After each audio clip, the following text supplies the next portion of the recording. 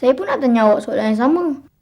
Semalam dia yang biaya sangat nak tolong kita kat laman host ni. Itulah, semalam cakap bersungguh-sungguh. Ini dah masuk 1 jam. Tak nampak pun.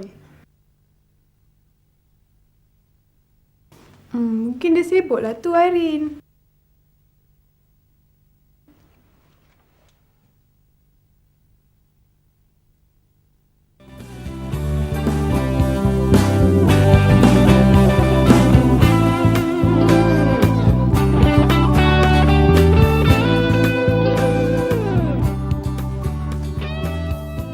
Selamat pagi, Arjun.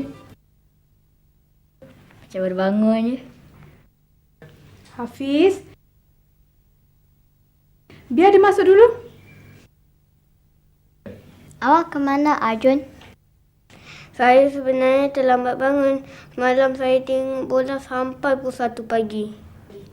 Apa? Pukul 1 pagi? Arjun, kenapa nak kena tengok bola sangat sampai pukul 1 pagi? Kan dah bangun lambat. Arjun, kita ni perlukan tidur yang secukupnya.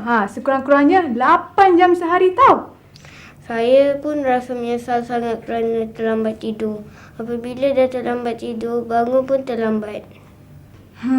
Baguslah tu kalau awak dah sedar, Arjun. Semua ni ada kaitannya dengan menguruskan diri. Betul tu, Kak Nadia. Topik kita kali ini pun berkaitan dengan mengurus diri. Sebenarnya menguruskan diri ini berkaitan dalam pelbagai aspek. Termasuklah kebersihan diri dan pengurusan masa.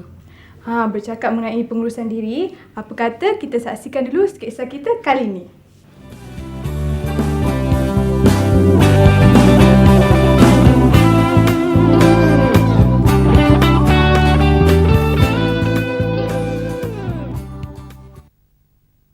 Episod kali ini mengisahkan Halim, seorang murid yang tidak suka berkemas walaupun telah banyak kali dileteh oleh ibunya.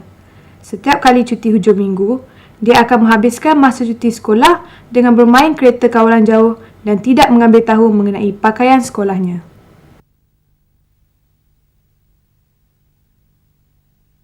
Halim ialah seorang pelajar yang pandai di sekolah, namun dia juga merupakan seorang anak yang malas membantu ibunya berkemas rumah. Bilik tidurnya selalu dibiarkan bersepah.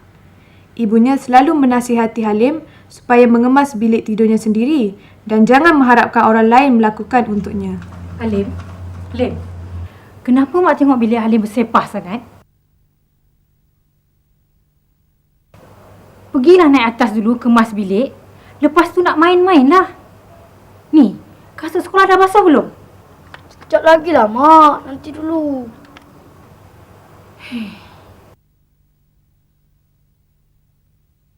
Berbanding dengan Amri, dia seorang yang rajin berkemas dan membantu ibu bapanya. Bilik tidurnya dikemaskan sendiri tanpa membuat sepah di dalamnya. Walaupun mempunyai orang gaji, ibunya sentiasa menasihati Hafiz supaya bertanggungjawab membersihkan pakaian kepunyaannya sendiri. Pada suatu hujung minggu, Halim telah pergi ke sebuah taman permainan dengan membawa kereta mainannya. Di taman tersebut, 2 orang kawannya sedang menunggu untuk bermain bersama-sama. Hari ni kita belum boleh mana. Tak kisahlah mana-mana pun. Yang penting tempat tu rata. Ni kereta baru ni. Hari ni awak mesti kalah. Kereta saya ni siap dengan turbo lagi. Belum tentu lagi. Kita tengok dulu.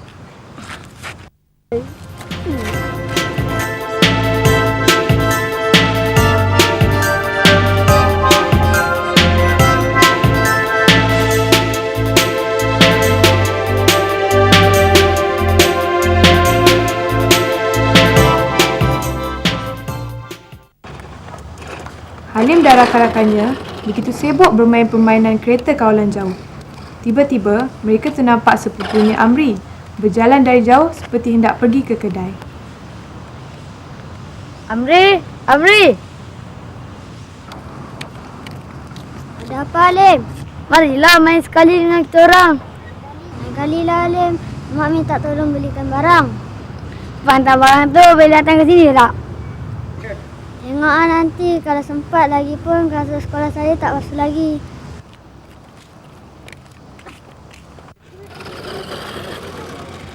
Tak apa-apa lah si Amri tu. Nama je ada orang gaji. Tapi Semua benda dia nak buat. Dah dia memang macam tu. Nak buat macam mana lagi? Yelah, setidak-tidaknya ada orang gaji boleh lah keluar main ke apa ke. Tengok macam saya ni. Tak ada orang gaji pun boleh keluar main juga. Awak dah basuh kasut sekolah? Dah macam mak saya pula awak ni. Awak sokong siapa? Amri ke saya? Tak adalah sokong siapa-siapa. Lagipun, saya dah basuh kasut saya semalam. Cuma nak ingatkan kawan aja. Dah lah. Nantilah kita sambung. Saya balik dulu.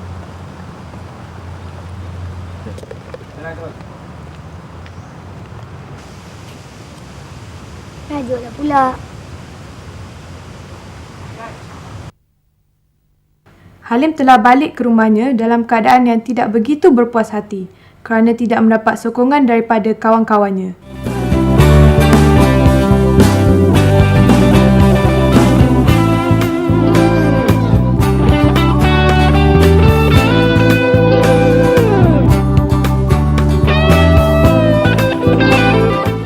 Sampainya dia di rumah, Halim terus berbaring di sofa sambil menonton TV. Oleh sebab terlalu penat, Halim telah tertidur sehingga emaknya balik dari kenduri.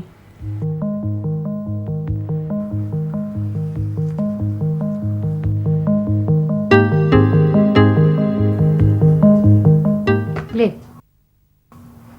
Halim.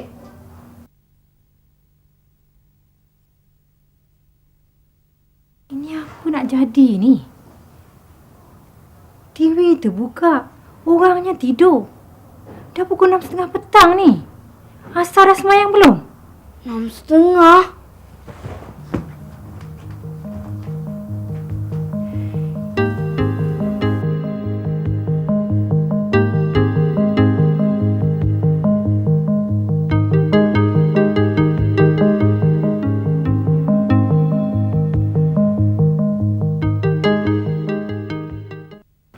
Setelah bersiap untuk ke sekolah, Halim mendapati kasutnya masih basah.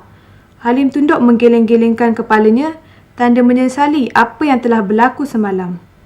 Sekiranya dia mendengar nasihat ibunya, tentu keadaan tidak akan jadi seperti ini. Halim terpaksa ke sekolah menggunakan selipar saja. Dia mungkin terpaksa berhadapan dengan guru sekolahnya kerana kelalaiannya dalam menguruskan dirinya. Inilah akibatnya tidak menguruskan diri dengan baik. Macam mana Arin? Ada apa-apa yang menarik perhatian kamu tadi? Saya suka dengan Amri bukan sebab dia comel, tapi sebab sikap yang ada pada dia.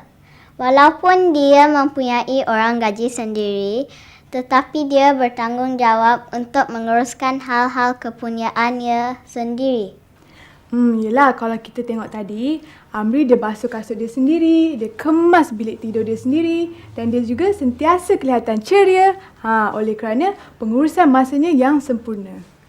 Kalau Halim pula macam mana Kak Nadia? Berbeza pula dengan Halim. Walaupun Halim seorang murid yang pintar di sekolah, dia taklah sepatutnya menghabiskan masanya hanya dengan bermain di rumah. Sepatutnya Halim menjadualkan dirinya supaya dia lebih bertanggungjawab terhadap masanya. Yalah Kak Nadia, sebenarnya dalam menguruskan diri kita, kita semestinya banyak bermula dari rumah kita sendiri. Disiplin diri pun penting. Betul tu. Kalau kita disiplinkan diri kita, mesti kita akan dapat menjalani kehidupan kita dengan baik. Tahu pun kamu Arjun, sekarang kita akan cuba lihat kembali pelakon positif dan negatif yang ada dalam drama tadi.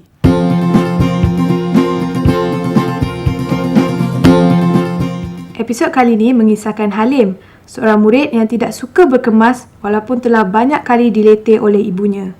Setiap kali cuti hujung minggu, dia akan menghabiskan masa cuti sekolah dengan bermain kereta kawalan jauh dan tidak mengambil tahu mengenai pakaian sekolahnya.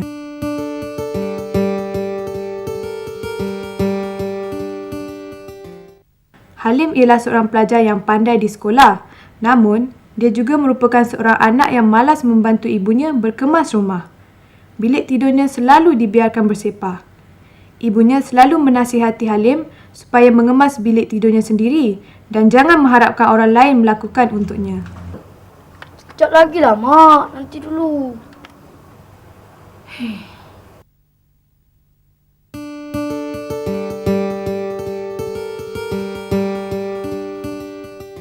Berbanding dengan Amri, dia seorang yang rajin berkemas dan membantu ibu bapanya. Bilik tidurnya dikemaskan sendiri tanpa membuat sepah di dalamnya. Walaupun mempunyai orang gaji, ibunya sentiasa menasihati Hafiz supaya bertanggungjawab membersihkan pakaian kepunyaannya sendiri.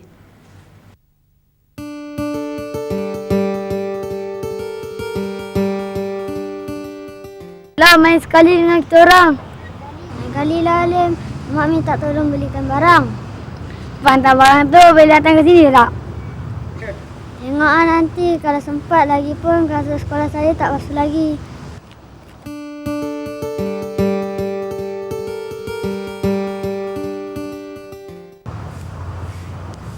Dah macam mak saya pula awak ni. Awak sokong siapa? Amri ke saya? Tak adalah sokong siapa-siapa. Lagipun, saya dah basuh kasut saya semalam. Cuma nak ingatkan kawan aja.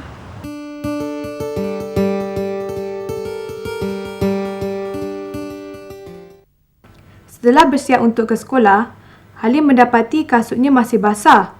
Halim tunduk menggeleng-gelengkan kepalanya, tanda menyesali apa yang telah berlaku semalam. Sekiranya dia mendengar nasihat ibunya, tentu keadaan tidak akan jadi seperti ini.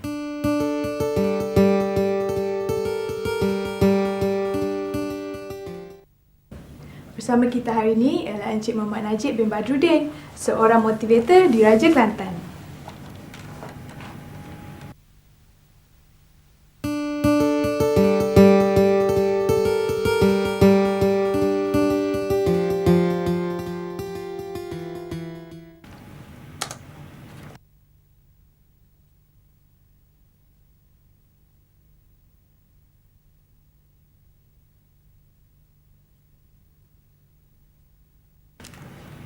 Assalamualaikum, dah apa khabar Encik Najib?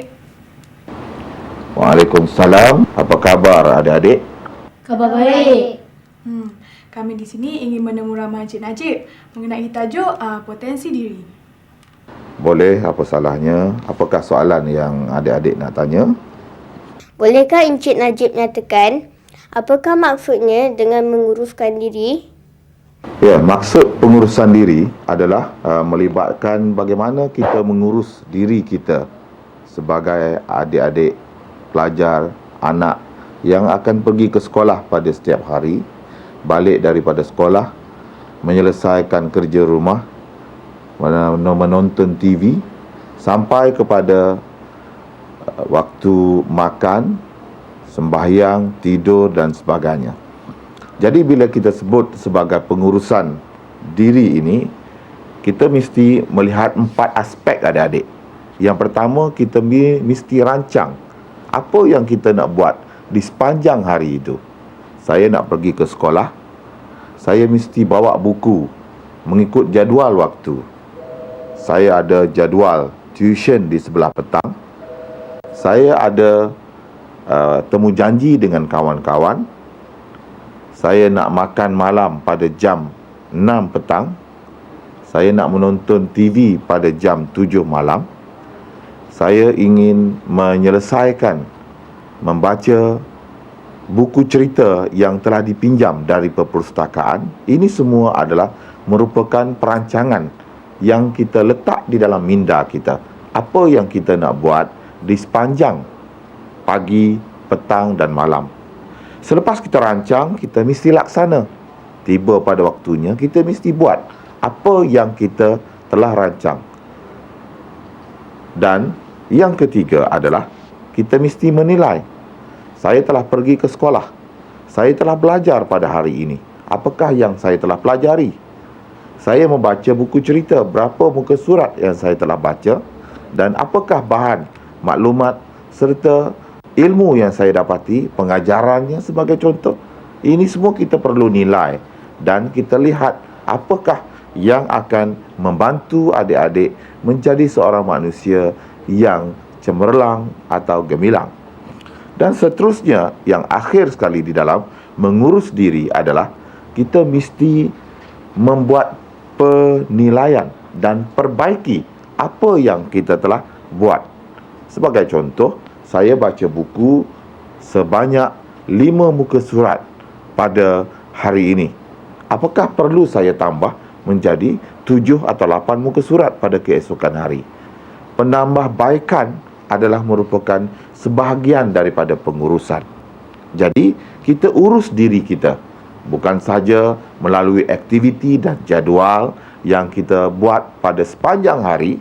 Kita juga perlu melaksanakan tanggungjawab kita sebagai seorang anak, sebagai seorang pelajar, sebagai seorang insan. Kita perlu menjaga waktu sembahyang. Kita perlu belajar dengan sempurna. Kita perlu menjaga kesihatan melalui permakanan, riadah, tidur, serta kebersihan pakaian, hati dan jiwa. Kita perlu menjaga kepribadian serta tanggungjawab kita sebagai seorang anak. Dan kita sentiasa perlu hormati orang tua, kakak, abang, guru, orang-orang yang lebih dewasa daripada kita. Itu semua terangkum di dalam apa yang dipanggil sebagai pengurusan diri. Encik Najib, apakah yang dimaksudkan dengan menguruskan tekanan? Yang dimaksudkan dengan pengurusan tekanan adalah bagaimana kita mengurus diri kita untuk menghadapi tekanan daripada keadaan sekeliling. Oleh sebab itu, kita perlu kenal apakah yang menyebabkan terjadinya tekanan. Letih, panas, kerja yang banyak, arahan daripada orang dewasa, guru, ibu bapa. Ini semua yang menjadikan ianya tekanan dalam kehidupan kita sebagai seorang pelajar. Adik-adik nak tahu bagaimana orang yang bijak, yang berjaya, yang profesional, yang hebat adalah mereka yang berjaya menangani tekanan di dalam kehidupan mereka seharian. Bagaimana nak menghadapi dan mengurus tekanan ini? Kita mesti ada jadual waktu. Yang pertama, yang kedua, kita mesti mempunyai senarai keutamaan. Yang mana dahulu saya nak buat? Apakah saya perlu pergi bermain bola dengan kawan-kawan atau saya perlu menyiapkan kerja rumah?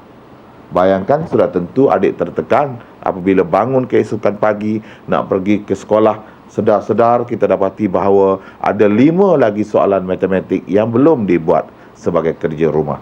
Ini semua yang mengundang kepada tekanan. Untuk mengelak dan menghindari tekanan ini, kita perlu sentiasa mendapat nasihat orang dewasa, orang tua, supaya mereka sentiasa bersama dengan kita untuk menyelesaikan tugas dan tanggungjawab setiap hari dan ketika. Encik Najib, bolehkah Encik Najib menyatakan apakah maksud mengamalkan gaya hidup sihat dalam pengurusan diri?